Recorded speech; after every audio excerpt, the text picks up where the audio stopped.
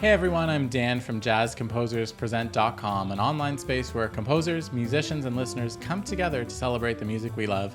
I'm joined today by Scott Ninmer, trombonist, composer, arranger, and staff arranger for the President's Own United States Marine Band. Scott is joining us today to demonstrate how to use serialism in your own compositions. Thanks, Dan. So serialism is a method of composition in which parameters such as harmony, melody, rhythm, dynamics, and timbre can be organized in a recurring series of ordered elements. So we often associate this with 20th century avant-garde classical music. For instance, 12-tone music is a form of melodic serialism, but we can certainly use this in our jazz compositions as well. So to demonstrate this, I'm going to take a familiar melody, Twinkle, Twinkle, Little Star, and add some serial elements to it. So we can think of these elements as being rules to which we are applying to the piece. And so first, let's create some harmony. I'm going to create a rule that says voice each melody note with a stack of 3 perfect fourths below the melody. That's what this looks like. Let's take a listen to that.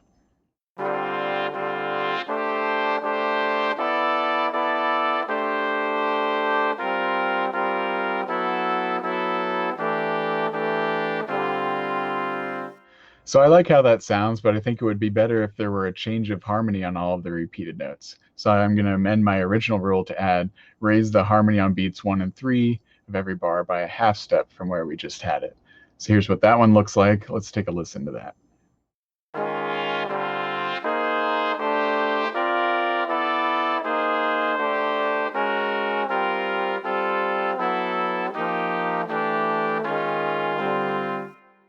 So I'm pretty happy with where we're at harmonically, so let's move on to serializing some of the other parameters.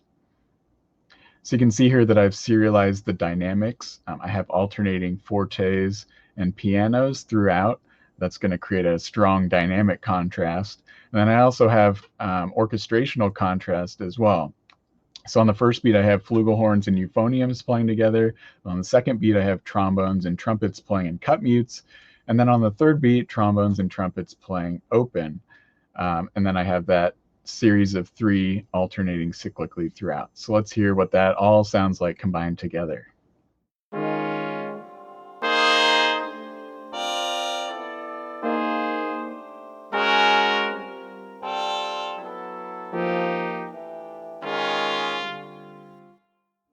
So that definitely creates a very unique sound. That may be an extreme example of how the techniques we can use, but it certainly gives us a taste of the various possibilities that we have available to us.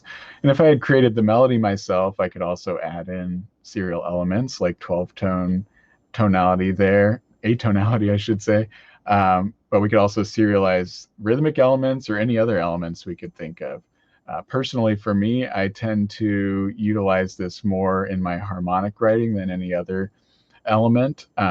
Oftentimes, I will compose a piece with the original harmony, and then later, when I'm developing that melody, want to create some new harmony to go along with it.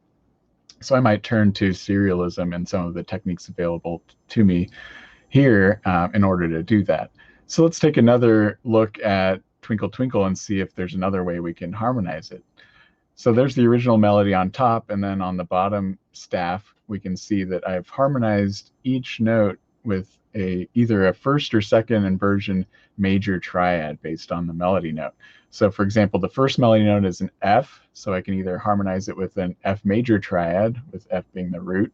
F is the third of a D flat major triad, as you see on the second beat there, and then if we were to use a B flat major triad, it would be the 5th. But I'm only using those first 2 where it's a first or second inversion triad. And I've done that for all of the notes throughout this melody. So let's take a listen to that one.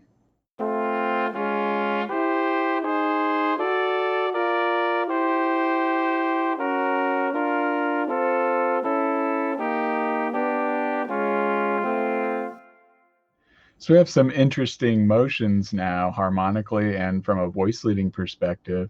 But I might be interested in adding a little more of a dissonant flair to it by crafting a 4th voice underneath that will add a little bit more tension and eeriness, and also provide a counterpoint to that 3-note triad that we have on top.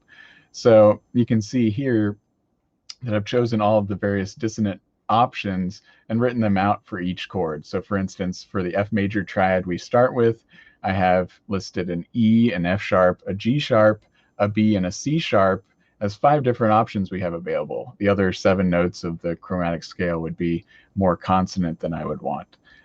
You'll notice that those 5 notes comprise an E major pentatonic scale, which is E being a half step below F.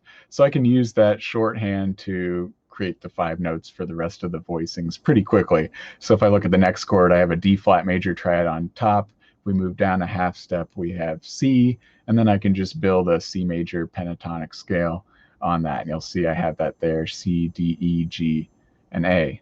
And I do that for all of the chords there. So now that we have all the possibilities, I want to look through them and see if I can weave together line that is more linear in nature than the triadic components that I have above. So you can see listed in red that I have chosen these various notes of the melody, and if we get rid of all of the excess, we then have this 4-part chorale listed here. That's going to have the triads on top and this bass line creating an interesting, more linear counterpoint on bottom. Let's hear what that sounds like.